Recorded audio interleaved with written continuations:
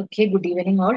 ആയിട്ടുള്ളത് അപ്പൊ നമുക്ക് ഇന്ന് DPCM നോക്കാം. അപ്പം PCMന്റെ പ്രത്യേകത എന്താന്ന് വെച്ചിട്ടുണ്ടെങ്കിൽ നമ്മൾ അവിടെ പൾസ് ബൈ പൾസ് ട്രാൻസ്മിഷൻ ആയിട്ടാണ് നമ്മൾ സിഗ്നൽസിനെ സെൻഡ് ചെയ്യുന്നത് അല്ലെ. അതായത് ഡിജിറ്റൽ ഇൻഫർമേഷനെ നമ്മൾ അനലോഗ് ഇൻഫർമേഷനെ നമ്മൾ സാമ്പിളിങ്ങും ക്വാണ്ടിസേഷനും എൻകോഡിങ്ങും ചെയ്ത് ബൈനറി ആക്കിയതിനു ശേഷം ആ ബൈനറിനെ നമ്മൾ പൾസ് ആയിട്ട് കൺവേർട്ട് ചെയ്യുന്നു യൂസിങ് എ ലൈൻ കോഡ് അല്ലെ. ആ പൾസിനെ നമ്മൾ എന്ത് ചെയ്യുന്നു, ട്രാൻസ്മിറ്റ് ചെയ്യുന്നു. അപ്പൊ PCM യൂസ് ചെയ്തിട്ട് നമുക്ക് വയർ ട്രാൻസ്മിഷൻ മാത്രമേ പറ്റുള്ളൂ. കാരണം ആ പൾസിന്റെ വിഡ്ത്ത്, ഡ്യൂറേഷന്, ഫ്രീക്വൻസി ഒക്കെ നമുക്ക് വയർ ട്രാൻസ്മിഷന് പോസിബിൾ ആവുന്നുള്ള രീതിയിലാണ്. അപ്പൊ അതിന്റെ ഒരു പോരായ്മ എന്താണ് നമ്മൾ പറഞ്ഞിട്ടുണ്ടായിരുന്നത്, ആ പോരായ്മേനെ നമുക്ക് ഇല്ലാണ്ടാക്കാൻ വേണ്ടിയിട്ടാണ് നമ്മൾ ഡിഫറൻഷ്യൽ പൾസ് കോഡ് മോഡുലേഷൻ നമ്മൾ യൂസ് ചെയ്യുന്നത്. അപ്പൊ എന്തായിരുന്നു PCMന്റെ ഡിസഡ്വാൻറ്റേജ് എന്നുള്ളത്? PCMല് നമ്മൾ signal to quantization noise ratio SQNR എന്നാണ് അല്ലെ, SQNR, signal to quantization noise ratio. അതിന്റെ എക്സ്പ്രഷൻ നമുക്കറിയാം എന്തായിരുന്നു, പൾസിന്റെ പവർ, സിഗ്നലിന്റെ നമ്മളുടെ ഒറിജിനൽ സിഗ്നലിന്റെ power divided by quantization noise power അല്ലെ, PQE, ക്വാണ്ടൈസേഷൻ നോയിസ് പവർ. ഇതാണ് signal to quantization noise ratio നമ്മൾ പറഞ്ഞിട്ടുണ്ടായിരുന്നത്. എപ്പോഴും നമുക്ക് ഇതൊരു ബെറ്റർ ക്വാണ്ടിറ്റി ആയിരിക്കണം, SQNR നമുക്ക് ബെറ്റർ ക്വാണ്ടിറ്റി ആയിരിക്കണം. അതായത് സിഗ്നൽ പവർ കൂടുതലാണ്, അങ്ങനെയാണെങ്കിൽ മാത്രമേ നമുക്ക് ലോങ് ഡിസ്റ്റൻസ് ട്രാൻസ്മിഷൻ പോസിബിൾ ആവുള്ളൂ എന്നാണ് നമ്മൾ പറഞ്ഞത്. അപ്പൊ ഇവിടെ നമ്മൾ ക്വാണ്ടൈസേഷൻ നോയിസ് പവർ കണ്ടുപിടിക്കുമ്പോൾ അതിന്റെ എക്സ്പ്രഷൻ എന്തായിരുന്നു വന്നിരുന്നത്, ഡെൽറ്റ സ്ക്വയർ ബൈ 12 എന്നുള്ളതാണ് എക്സ്പ്രഷൻ വന്നിരുന്നത്. ഡെൽറ്റ എന്ന് പറയുന്നത് സ്റ്റെപ്പ് സൈസ് ആണ്. സ്റ്റെപ്പ് സൈസിനെ നമുക്ക് delta is equal to peak to peak amplitude of the signal VPP divided by number of quantization levels അല്ലെ. ക്വാണ്ടൈസർ നമ്മൾ യൂസ് ചെയ്യുന്നതിന് എത്ര ലെവൽ ഓഫ് ക്വാണ്ടൈസേഷൻ ഉണ്ട്, അതാണ് L എന്ന് പറയുന്നത്. Lന്റെ എക്സ്പ്രഷൻ 2 raised to n ആയിരുന്നു, where n is the number of bits used to encode. ഇത്രയും എക്സ്പ്രഷൻസ് ആയിരുന്നു നമ്മൾ പഠിച്ചിട്ടുണ്ടായിരുന്നത്. അപ്പൊ ഈ എക്സ്പ്രഷൻ പ്രകാരം നമുക്ക് ഇവിടെ ഡെൽറ്റനെ നമുക്ക് ഇങ്ങനെ എഴുതാം, ഇവിടെ Lനെ സബ്സ്റ്റിറ്റ്യൂട്ട് ചെയ്താൽ VPP divided by 2 raised to n എഴുതാം അല്ലെ. അതിവിടെ നമ്മൾ സബ്സ്റ്റിറ്റ്യൂട്ട് ചെയ്താൽ ക്വാണ്ടൈസേഷൻ നോയിസ് പവറിനെ PQE അല്ലെ, PQE is equal to VPP square divided by 12 into 2 raised to n whole square അല്ലെ, 2 raised to n whole square എഴുതാം. ഇനി ഇതിന്റെ ഡിസഡ്വാൻറ്റേജ് എന്ന് പറയുന്നത് എന്താണ്, ആസ് n increases ചെയ്യുമ്പോൾ എന്താ സംഭവിക്കുക, n ഇൻക്രീസ് ചെയ്യുന്ന സമയത്ത് ക്വാണ്ടൈസേഷൻ എറർ എന്ന് പറയുന്നത്, ക്വാണ്ടൈസേഷൻ നോയിസ് പവർ എന്ന് പറയുന്നത് ഡിക്രീസ് ചെയ്യും. കാരണം ഇത് ഡിനോമിനേറ്ററിലല്ലേ. സോ PQE ഡിക്രീസസ് അല്ലെ. PQE ഡിക്രീസ് ചെയ്താൽ എന്താ പറ്റുക, ഇത് ഡിക്രീസ് ചെയ്തിട്ടുണ്ടെങ്കിൽ SQNR ഇൻക്രീസ് ചെയ്യും, SQNR ഇൻക്രീസ് ചെയ്യും അല്ലെ, SQNR ഇൻക്രീസ് ചെയ്യും. അപ്പം നമുക്ക് വേണ്ടത്, ഡിസൈറബിൾ ആയിട്ടുള്ളത് എന്താണ്, SQNR ഇൻക്രീസ് ചെയ്യണം. അപ്പൊ SQNR ഇൻക്രീസ് ചെയ്യണമെങ്കിൽ നമ്മൾ എന്ത് ചെയ്യണം, നമ്പർ ഓഫ് ബിറ്റ്സ് ഇൻക്രീസ് ചെയ്യണം. അപ്പോൾ ഒരു സിഗ്നൽ ട്രാൻസ്മിറ്റ് ചെയ്യുന്നതിന് വേണ്ടിയിട്ട് നമുക്ക് കൂടുതൽ നമ്പർ ഓഫ് ബിറ്റ്സ് യൂസ് ചെയ്താലാണ് കൂടുതൽ SQNR കിട്ടുക. അപ്പൊ നമ്പർ ഓഫ് ബിറ്റ്സ് ഇൻക്രീസ് ചെയ്ത് കഴിഞ്ഞിട്ടുണ്ടെങ്കിൽ എന്താ സംഭവിക്കുക, നമുക്കറിയാം അല്ലെ, ബാൻഡ് വിഡ്ത്ത് എന്ന് പറയുന്നത് എന്താണ്, band width is equal to n into PCMല് n into FS divided by 2 എന്നുള്ളതാണ് അല്ലെ. ഇത് നമ്മൾ പഠിച്ചിട്ടുള്ള ഫോർമുലയാണ്. അപ്പൊ n ഇൻക്രീസ് ചെയ്യുമ്പോൾ n ഇൻക്രീസ് ചെയ്താൽ ബാൻഡ് വിഡ്ത്തും ഇൻക്രീസ് ചെയ്യും. അപ്പൊ more number of band width is required. അതാണ് ഈ PCMന്റെ ഡിസഡ്വാൻറ്റേജ് എന്ന് പറയുന്നത്. അപ്പൊ അതിനെ നമ്മൾ ആ ഒരു ഡ്രോബാക്കിനെ നമ്മൾ എലിമിനേറ്റ് ചെയ്യാൻ വേണ്ടിയിട്ടാണ് നമ്മൾ എന്ത് ചെയ്യുന്നത്, differential pulse code modulation use ചെയ്യുന്നത്. അപ്പൊ എങ്ങനെയാണ് ഈ നമ്പർ ഓഫ് ബിറ്റ്സിനെ നമ്മൾ ഡിക്രീസ് ചെയ്യാൻ പറ്റുക, ബൈ മെയിൻറ്റെയിനിങ് SQNR നമുക്ക് താഴെ പോവാതെ നമുക്ക് നമ്പർ ഓഫ് ബിറ്റ്സിനെ റെഡ്യൂസ് ചെയ്യണം. അതിനാണ് നമ്മൾ differential pulse code modulation use ചെയ്യുന്നത്. ലോങ് ഡിസ്റ്റൻസ് ട്രാൻസ്മിഷൻ പോസിബിൾ ആവണം, ബാൻഡ് വിഡ്ത്ത് റിക്വയർമെന്റ് കുറയണം, ഇങ്ങനെയുള്ള എല്ലാ പാരാമീറ്റേഴ്സും കൺസിഡർ ചെയ്തുകൊണ്ടാണ് നമ്മൾ ഡിഫറൻഷ്യൽ പൾസ് കോഡ് മോഡുലേഷൻ നമ്മൾ നോക്കുന്നത്. ഓക്കെ, സോ DPCM, ഇതിനെ നമ്മൾ DPCM എന്നാണ് പറയുക, ഡിഫറൻഷ്യൽ പൾസ് കോഡ് മോഡുലേഷൻ.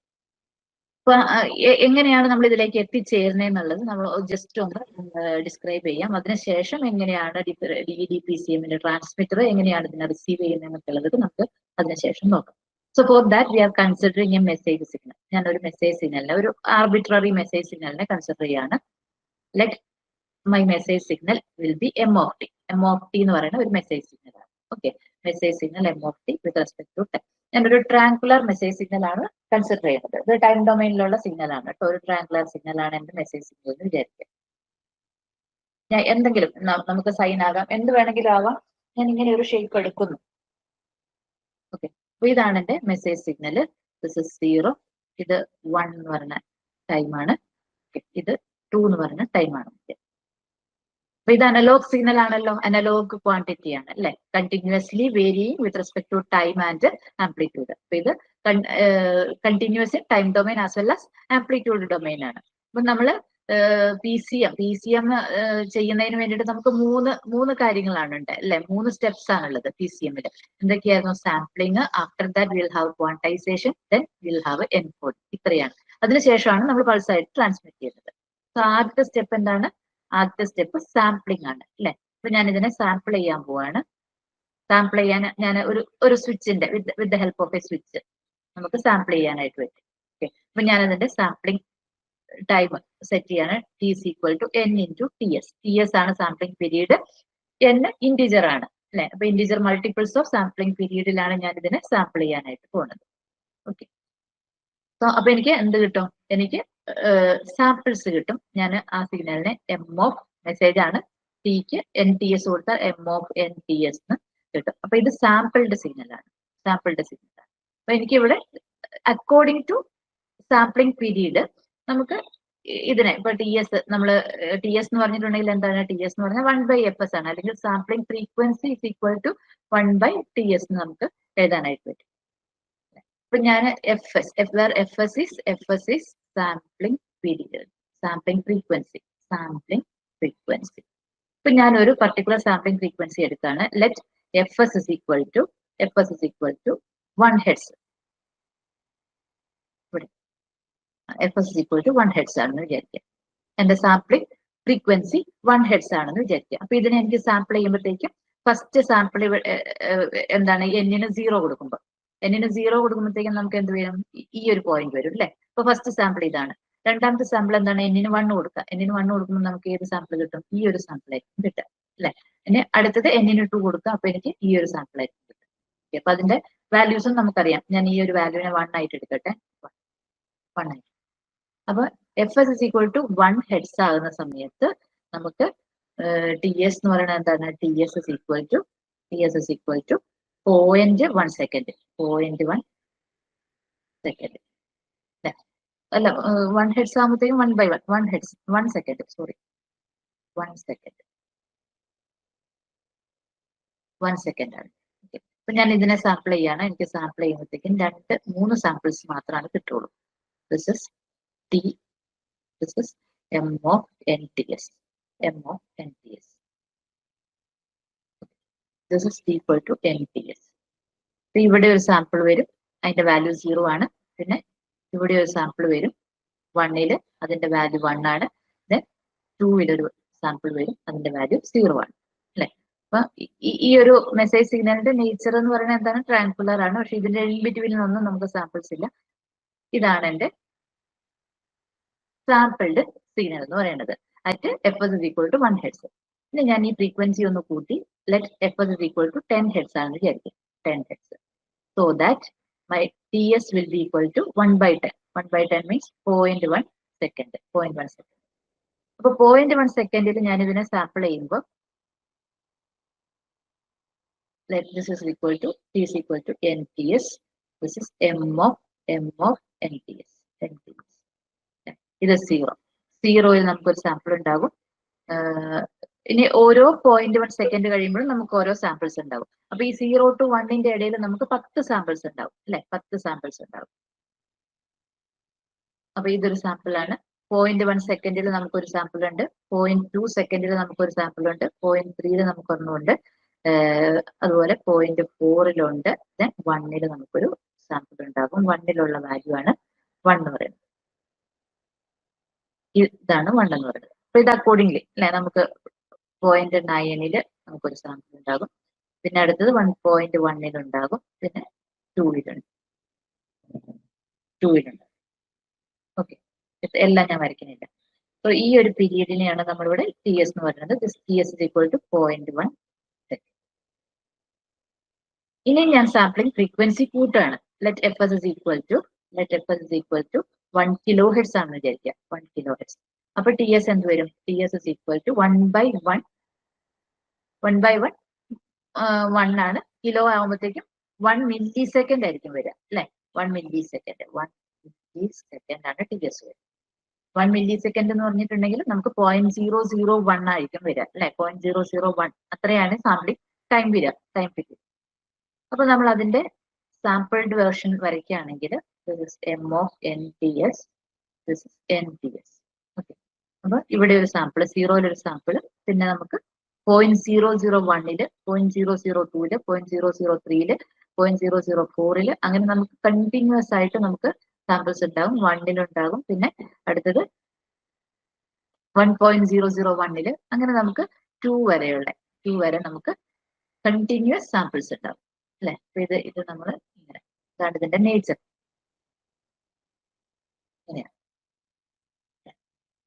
ഇനി നമ്മൾ ഫ്രീക്വൻസി കൂട്ടി F S is equal to 10 kilo hertz എടുക്കുമ്പോഴോ, 10 കിലോ ഹെർട്സ് എടുക്കുമ്പോഴത്തേക്കും ടി എസ് എന്ന് പറയുന്നത് എന്തായി?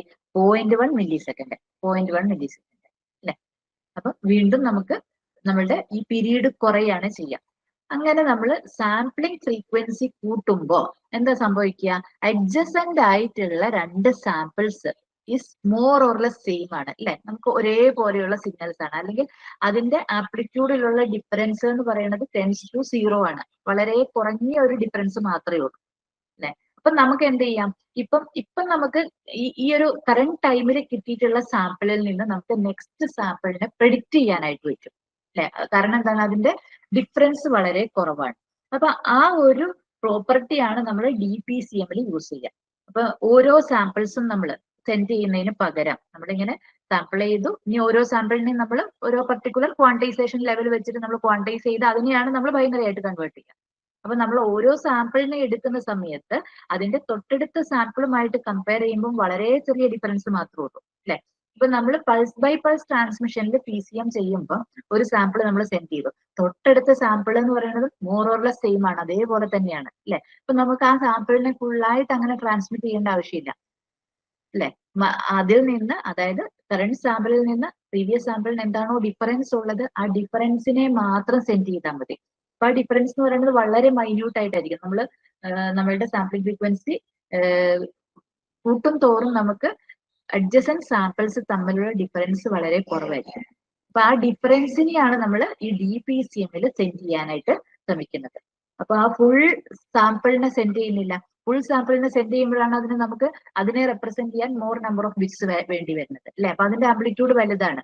അപ്പൊ അതിനെ നമുക്ക് മോർ നമ്പർ ഓഫ് ബിറ്റ്സ് വെച്ചിട്ട് റെപ്രസെന്റ് ചെയ്യണം. കാരണം ക്വാണ്ടിസേഷൻ ലെവൽസ് ഒക്കെ കുറെ ഉണ്ടാവും. നമ്മൾ PCM കണ്ടതാണ് അല്ലെ. PCM ഈ ക്വാണ്ടിസേഷൻ ലെവല്, അതായത് സ്റ്റെപ്പ് സൈസിനെ ഡിപ്പെൻഡ് ചെയ്തിട്ടാണ് ഇരിക്കുക. Step size VPP divided by L ആണെന്ന് നമ്മൾ കണ്ടു അല്ലെ. അപ്പൊ ഈ VPP എന്ന് പറയുന്നത് കൂടുതലാണെങ്കിൽ, അതായത് അതിന്റെ ഫുൾ സ്വിംഗ് എന്ന് പറയുന്നത് പോസിറ്റീവ് തൊട്ട് നെഗറ്റീവ് വരെയുള്ള, അല്ലെങ്കിൽ ഫുൾ ആംപ്ലിറ്റ്യൂഡ് എന്ന് പറയുന്നത് കൂടുതലാണെന്നുണ്ടെങ്കിൽ നമുക്ക് സ്റ്റെപ്പ് സൈസ് ഒക്കെ കൂടുതലായിരിക്കും. അപ്പൊ അതിനെ റെപ്രസെന്റ് ചെയ്യണമെങ്കിൽ നമുക്ക് നമ്പർ ഓഫ് ബിറ്റ്സും നമുക്ക് കൂടുതൽ വേണം. അപ്പൊ ഈ ഡിഫറൻസ് എടുക്കുമ്പോൾ നമുക്ക് ഈ VPP എന്ന് പറയുന്നത്, ആ ഡിഫറൻസിന്റെ ഫുൾ സ്വിംഗ് ആംപ്ലിറ്റ്യൂഡ് എന്ന് പറയുന്നത് കുറവായിരിക്കും. അപ്പൊ നമ്മളുടെ നമ്പർ ഓഫ് ബിറ്റ്സും കുറയും. അതാണ് ഈ DPCM നമ്മൾ യൂസ് ചെയ്യുന്നത്. നിങ്ങൾക്ക് മനസ്സിലായിട്ടുണ്ടാവും എന്ന് വിചാരിക്കുന്നു. DPCM കൺസെപ്റ്റ് എന്താണെന്നുള്ളത് നിങ്ങൾക്ക് മനസ്സിലായിട്ടുണ്ടാവും. അത് നമ്മൾ നെക്സ്റ്റ് സ്ലൈഡിൽ എഴുതിയിട്ടുണ്ട്. നമ്മൾ ഈ പറഞ്ഞ കാര്യങ്ങളെല്ലാം എഴുതിയിട്ടുണ്ട്. എന്താണ് പിന്നെ message, signal, voice, audio, video, ഇതെല്ലാം അനലോഗ് ഇൻ നേച്ചർ ആണ് അല്ലെ. ഈ സിഗ്നൽസിന്റെ ഒക്കെ പ്രത്യേകത എന്താണ്? അനലോഗ് സിഗ്നൽസ് ആണ്. ഇതിനെ നമ്മൾ ഓവർ സാമ്പിൾ ചെയ്യുമ്പോൾ, അതായത് അതിന്റെ സാമ്പിളിംഗ് ഫ്രീക്വൻസി കൂട്ടി കഴിയുമ്പോൾ എന്താണ്? അഡ്ജസന്റ് സാമ്പിൾസ് തമ്മിൽ will have A good degree of correlation. എന്താണ് ഈ കോറിലേഷന്റെ മീനിങ് എന്ന് പറയുന്നത്? കോറിലേഷൻ എന്ന് പറയുന്നത്, ഇപ്പൊ ഞാൻ നേരത്തെ പറഞ്ഞതുപോലെ അഡ്ജസന്റ് സാമ്പിൾസിന്റെ ഡിഫറൻസ് എന്ന് പറയുന്നത് എന്താണ്?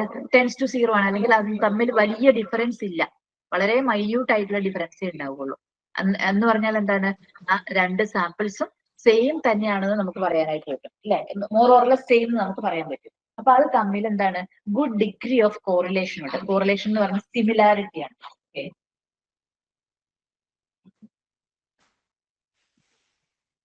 അപ്പൊ 2 സാമ്പിളും തമ്മിൽ സിമിലർ ആകുന്ന സമയത്ത് നമുക്ക് എന്താണ് ഓരോ പ്രാവശ്യവും നമ്മൾ ഈ ഫുൾ ആയിട്ടുള്ള അതായത് സിമിലർ ആയിട്ടുള്ള സാമ്പിൾസ് സെൻഡ് ചെയ്യേണ്ട ആവശ്യം വരില്ല.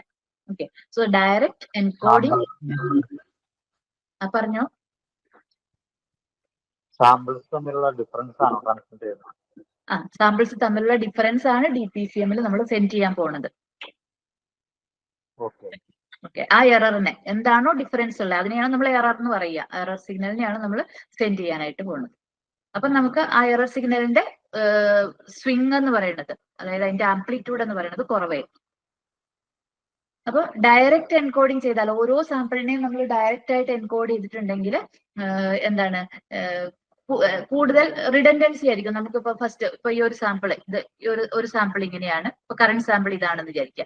തൊട്ടടുത്ത സാമ്പിൾ എന്ന് പറയുന്നത് ഇതിന്റെ തൊട്ട് ആംപ്ലിറ്റ്യൂഡ് തന്നെയായിരിക്കും അല്ലെ, ഇതായിരിക്കും. അപ്പൊ ഈ ഒരു സാമ്പിളിനെ നമ്മൾ എൻകോഡ് ചെയ്ത് കഴിഞ്ഞിട്ട് നമുക്ക് കിട്ടുന്ന ഒരു ബൈനറി എന്ന് പറയുന്നത് ഇപ്പൊ 0001 ആണെന്ന് വിചാരിക്കാം. ഓക്കെ, അപ്പൊ ഇതിന്റെ തൊട്ടടുത്തുള്ള സാമ്പിളിനെ നമ്മൾ എൻകോഡ് ചെയ്ത് കഴിഞ്ഞിട്ടുണ്ടെങ്കിലും വലിയ വ്യത്യാസം ഉണ്ടാവില്ല. കാരണം 0001 എന്നുള്ള രീതിയിൽ തന്നെയായിരിക്കും കിട്ടുക. അപ്പൊ നമുക്ക് എന്ത് ചെയ്താൽ മതി, ഇതിന്റെ ഡിഫറൻസിനെ ട്രാൻസ്മിറ്റ് ചെയ്താൽ മതി. ചിലപ്പോൾ ഇത് രണ്ടും സെയിം ആയിരിക്കും. നമ്മൾ സാമ്പിള് നമ്മളുടെ അനലോഗ് സിഗ്നലിന്റെ നേച്ചർ അനുസരിച്ച് ചിലപ്പോൾ ഒരേ ആംപ്ലിറ്റ്യൂഡ് ഉള്ള സിഗ്നൽസ് നമ്മളുടെ ആ സാമ്പിളിംഗ് ഇന്റർവെല്ലിൽ നമുക്ക് വരാം. അപ്പൊ നമുക്ക് അവിടെ ഡിഫറൻസ് എടുക്കുമ്പോൾ 0 ആയിരിക്കും. അപ്പൊ അവിടെ നമ്മൾ ഒരു സിഗ്നലും ട്രാൻസ്മിറ്റ് ചെയ്യണ്ട. ഇനി ഇത് തമ്മിൽ വളരെ മൈന്യൂട്ട് ആയിട്ടുള്ള ഡിഫറൻസ് ഉണ്ടെങ്കിൽ ആ മൈന്യൂട്ട് ആയിട്ടുള്ള ഡിഫറൻസിനെ മാത്രം നമ്മൾ ട്രാൻസ്മിറ്റ് ചെയ്യും. അതായത് രണ്ട് സാമ്പിൾസ് തമ്മിലുള്ള ബൈനറി കോഡ്സ് ഹൈലി റിഡൻഡന്റ് ആയിരിക്കും, അതായത് ഒരേപോലത്തെ സിമ്പിൾസ് ആയിരിക്കും ഉണ്ടാവുക. Therefore, with a fair degree of accuracy, it is possible to predict the value of the message signal from the knowledge of its immediate past.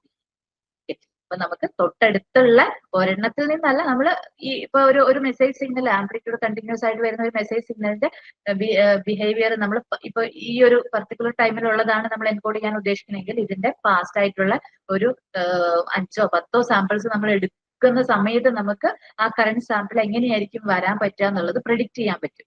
So ഈ DPCM-ലുള്ള ഒരു challenge എന്ന് പറയുന്നത് ഒരു ബെസ്റ്റ് ആയിട്ടുള്ള ഒരു പ്രെഡിക്റ്ററെ, അതായത് കറണ്ട് സാമ്പിൾ പ്രെഡിക്റ്ററിനെ നമ്മൾ ഡെവലപ്പ് ചെയ്യണം എന്നുള്ളതാണ്.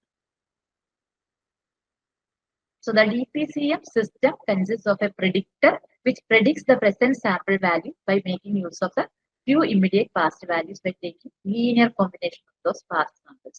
അതാണ് നമ്മൾ DPCM-ൽ ചെയ്യുന്നത്. So in DPCM, the predicted value of the present sample is compared with the actual value of the present sample, and the difference between them is modulated. Difference between the two pulses, pulse code modulated. So the difference between actual value and predicted value called the prediction error. അപ്പോൾ നമ്മൾ prediction error-നെയാണ് നമ്മൾ transmit ചെയ്യാൻ പോകുന്നത്. Will have much smaller dynamic range. അതാണ് ഞാൻ നേരത്തെ പറഞ്ഞത്. അതിന്റെ ഡൈനാമിക് റേഞ്ച് എന്ന് പറയുന്നത് വളരെ കുറവായിരിക്കും ഒറിജിനൽ മെസ്സേജ് സിഗ്നലിനെ കമ്പയർ ചെയ്യുന്ന സമയത്ത്. ഇനി അതെങ്ങനെയാണ് വരണേന്ന് നമുക്ക് നോക്കാം. പ്രഡിക്റ്ററും നമ്മുടെ DPCM-ന്റെ ട്രാൻസ്മിറ്റർ ഇതാണ്. നമ്മളുടെ ഒറിജിനൽ സിഗ്നൽ ആണ് XOT എന്ന് പറയുന്നത്. അപ്പൊ അതിനെ സാമ്പിൾ ചെയ്ത സിഗ്നൽസിനെ ഓരോ സാമ്പിൾസിനെയും നമ്മൾ അങ്ങനെ തന്നെയല്ല ട്രാൻസ്മിറ്റ് ചെയ്യുന്നത്. നമ്മൾ പറഞ്ഞു നമ്മളുടെ പാസ്റ്റ് ബിഹേവിയറിന്റെ പാസ്റ്റ് സാമ്പിൾസിന്റെ ബിഹേവിയറിൽ നിന്ന് നമ്മൾ കറണ്ട് സാമ്പിൾ പ്രെഡിക്റ്റ് ചെയ്യാണ്. അപ്പൊ നമുക്കൊരു പ്രഡിക്റ്റർ വേണം. So this is the predictor. അപ്പൊ ആദ്യം പോയിട്ടുള്ള ഒരു സാമ്പിൾ ഉണ്ടാവും അല്ലെ. ആദ്യം നമുക്ക് ഫസ്റ്റ് ഒരു സാമ്പിൾ നമ്മൾ പോയി അതിനെ നമ്മൾ ക്വാണ്ടൈസ് ചെയ്തിട്ടുണ്ടാകും. അപ്പൊ ആ പ്രീവിയസ് സാമ്പിൾ നമ്മൾ ഇവിടെ ക്വാണ്ടൈസ് ചെയ്ത് നമ്മൾ എടുത്തു, പ്രഡിക്റ്ററിലേക്ക് കൊടുത്തു. ആ പ്രഡിക്റ്റർ ആണ് എന്ത് തരുന്നത്, കറണ്ട് സാമ്പിൾ തരുന്നത്. സോ ഇത് X-cap of NTS. ഇത് പ്രീവിയസ് സാമ്പിൾ, ഇത് പ്രഡിക്റ്റഡ് സാമ്പിൾ. ഇത് തമ്മിലുള്ള ഡിഫറൻസ് എടുക്കുന്നു, അതിനെ നമ്മൾ എറർ, പ്രഡിക്ഷൻ എറർ എന്ന് പറയുന്നു. ഈ of NTS-നെയാണ് നമ്മൾ ഇനി ക്വാണ്ടൈസ് ചെയ്ത് എൻകോഡ് ചെയ്യാൻ. അപ്പൊ ഈ of NTS-ന്റെ ആംപ്ലിറ്റ്യൂഡ് എന്ന് പറയുന്നത് ഒറിജിനൽ മെസ്സേജ് സിഗ്നലിന്റെ of NTS-ന്റെ ആംപ്ലിറ്റ്യൂഡിനെ കമ്പയർ ചെയ്യുന്ന സമയത്ത് വളരെ കുറവായിരിക്കും. സോ ഇവിടെ നമുക്ക് ബൈനറി സ്ട്രീം കിട്ടും. ഓരോ ടേം എന്താന്ന് പറയാം. of NTS എന്ന് പറഞ്ഞിട്ടുണ്ടെങ്കിൽ എന്താണ്, ഇറ്റ് ഇസ് കറണ്ട് സാമ്പിൾ. അതായത് ഈ അനലോഗ് സിഗ്നലിന്റെ കറണ്ട് ടൈമിലുള്ള സാമ്പിൾഡ് വാല്യൂ ആണ് of NTS, current sample value. X-cap of NTS എന്ന് പറയുന്നത് എന്താണ്, X-cap of NTS എന്ന് പറയുന്നത് ഇതാണ്. അല്ലെ? അതായത് പ്രിഡിക്റ്റഡ് വാല്യൂ ആണ്, predicted value of current sample. Predicted value, ആ പ്രിഡിക്റ്റഡ് വാല്യൂ എങ്ങനെ കിട്ടണേ? മുന്നേ പോയിട്ടുള്ള സാമ്പിൾസിൽ നിന്ന് നമ്മൾ പ്രിഡിക്റ്റ് ചെയ്തെടുക്കുന്നതാണ്. അപ്പൊ ആ പ്രിഡിക്റ്റ് ചെയ്തെടുക്കുന്ന സാമ്പിളും നമുക്ക് കറന്റ് ആയിട്ട് വരുന്ന സാമ്പിളും തമ്മിലുള്ള ഡിഫറൻസ് ആണ് നമ്മൾ predicted sample value, predicted current sample value, current sample value. ഈ E of NTS എന്ന് പറഞ്ഞിട്ടുണ്ടെങ്കിൽ എറർ, പ്രഡിക്ഷൻ എറർ ആണ്. X of NTS minus X cap of NTS, prediction error. ഇതിനെയാണ് നമ്മൾ പ്രഡിക്ഷൻ എറർ എന്ന് പറയുന്നത്. Prediction error. അപ്പൊ ഈ പ്രഡിക്ഷൻ എററിനെ ക്വാണ്ടിറ്റൈസ് ചെയ്ത് കിട്ടുന്നതാണ് എന്ത്? നമുക്ക് ക്വാണ്ടിറ്റൈസ്ഡ് വാല്യൂ. ഇതിനെയാണ് നമ്മൾ ട്രാൻസ്മിറ്റ് ചെയ്യാനായിട്ട് പോണത്. അപ്പൊ അത് ഇ ഓഫ് NTSനെ നമ്മൾ ക്വാണ്ടിറ്റൈസ് ചെയ്യാണ് ചെയ്യുക, അല്ലെ? അപ്പൊ അവിടെ ക്വാണ്ടിറ്റൈസേഷൻ എറർ വരും. ഇവിടെ ഒരു എറർ വരുന്നതിന് പ്രഡിക്ഷൻ എറർ ആണ്. ക്വാണ്ടിറ്റൈസേഷൻ ചെയ്യുമ്പോൾ എന്താണ് നമ്മൾ PCM പഠിച്ചിട്ടുള്ളതാണ്. ക്വാണ്ടിറ്റൈസേഷൻ ചെയ്യുമ്പോൾ നമുക്ക് കിട്ടുന്ന സാമ്പിൾഡ് വാല്യൂവിനെ നമ്മൾ നോൺ ലെവലിലേക്ക്, അതായത് പർട്ടിക്കുലർ ലെവൽസ് ഉണ്ടാകും. ഈ ക്വാണ്ടിറ്റൈസർ ഒരു L ലെവൽ ക്വാണ്ടിറ്റൈസർ ആണെങ്കിൽ നമുക്ക് ആ കറന്റ് സാമ്പിൾ വരുന്നത് ഏത് ലെവൽ, ഈ L ലെവലിൽ ഏതിനോടാണോ ഏറ്റവും മാച്ച് ആവുന്ന ആ ലെവലിലേക്ക് നമുക്ക് അവിടെ ക്വാണ്ടിറ്റൈസേഷൻ ചെയ്യും. അപ്പൊ അവിടെ എന്താണ്? അവിടെയും ഒരു എറർ വരും, അല്ലെ? ആ എററിനെ എന്താണ് പറയാ? ക്വാണ്ടിറ്റൈസേഷൻ എറർ എന്നാണ് നമ്മൾ പറയുക. അപ്പൊ അതിനെ നമുക്ക് റെപ്രസെന്റ് ചെയ്യുന്നത് quantization error is equal to E of NTS, അതാണ് നമ്മളുടെ ആക്ച്വൽ സാമ്പിൾ എന്ന് പറയുന്നത്, മൈനസ് എന്താണ് ക്വാണ്ടിറ്റൈസ്ഡ് വാല്യൂ, അത് തമ്മിലുള്ള ഡിഫറൻസ്, അല്ലെ? അപ്പൊ ഞാൻ അതിനെ EQ of NTS, EQ of NTS. ഈ EQ ഓഫ് NTS എന്ന് പറയുന്നത് എന്താണ്? Quantized value of E of NTS ആണ്.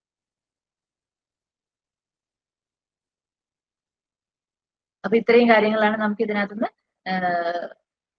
ഈ ഒരു DPCM ട്രാൻസ്മിറ്ററിന്റെ ബ്ലോക്ക് ഡയഗ്രത്തിൽ ഉള്ളത്. ബ്ലോക്ക് ഡയഗ്രം ഇത് വെച്ചിട്ടൊന്നുമില്ല, ചോദ്യങ്ങളൊന്നും വലിയ കാര്യമായിട്ട് ഉണ്ടാവില്ല. നമുക്ക് എന്താണ് അതിന്റെ കൺസെപ്റ്റ് എന്നുള്ളതാണ് നമ്മൾ നോക്കേണ്ടത്. അപ്പൊ ഇതിന്റെ എക്സ്പ്ലനേഷൻ അവിടെ അടുത്ത സ്ലൈഡിലുണ്ട്. DPCM ട്രാൻസ്മിറ്ററിൽ എന്തൊക്കെയാണുള്ളത്? There is a current sample X of NTS which is compared with the predicted value of the current sample.